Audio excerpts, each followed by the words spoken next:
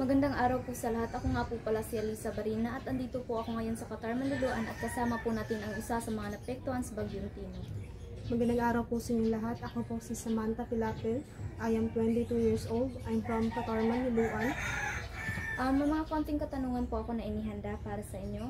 Ang una ko pong katanungan ay, ano ang mga paghahanda na inyong ginawa nung nalaman mo na may paparating na bagyo?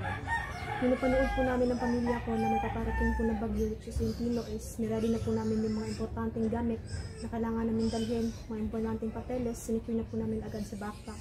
In case po na hindi na po talaga maganda is pag-evacuate namin, manadala po kami ng mga importanteng gamit.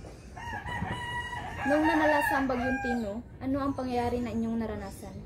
Sobrang traumatizing po talaga hanggang ngayon po talaga is hindi po yung bahay po talaga namin parang inaano talaga yung umuulan. Hindi naman po ganun kalakas yung ulan pero may dala po siyang hangin.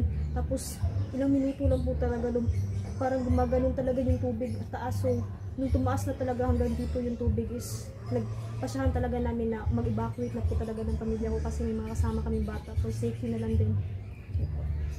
Pagkatapos ng bagyo, ano ang inyong ginawa upang makabangon sa trahedya? Sobrang hirap po talaga eh. Para sa lahat naman po to. Hindi po talaga madali makabangon agad. Dahan-dahan po talaga. So yung ginawa lang po talaga namin ng pamilya namin, which is alam naman po namin mahirap talaga. So yung dahan-dahan lang, yung konting may nakatulong po kasi yung mga relief goods na nare-receive namin. So parang kahit paano nakaahon kami agad doon, may natatanggap kami. Okay. Ito po, mayroon bang tulong na naibigay sa inyo ang gobyerno para sa inyong pagsisimula?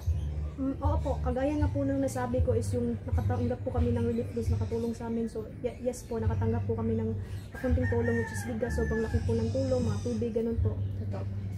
Ano ang mensahe ninyo sa mga taong nawalan ng mahal sa buhay at nawalan din ng kanilang bahay? Sobrang sakit po talaga kahit kung ako po nasa kanila, sobrang sakit po. Nararamdaman ko talaga yung sakit ng mawala ng mahal sa buhay. So, ang masasabi ko lang po, lahat po ng to is may purpose po. Lahat po ng to ay may reason po.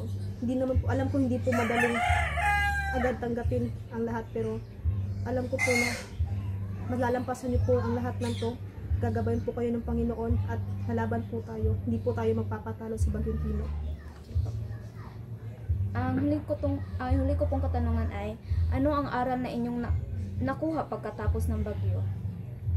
Ang pinaka-aral po talaga na tutunan ko is maging alerto po talaga at maging mindful po. Yung walang bahala talaga yung mga nangyayari. So pag sinabing lumikas po talaga tayo agad kasi syempre hindi naman tayo mag-isa lang, kasama po natin yung mga pamilya, may mga bata tayong kasama. So para sa mga bata, nasa sa atin din kasi yung safety nila. Tayo yung naasahan din nila.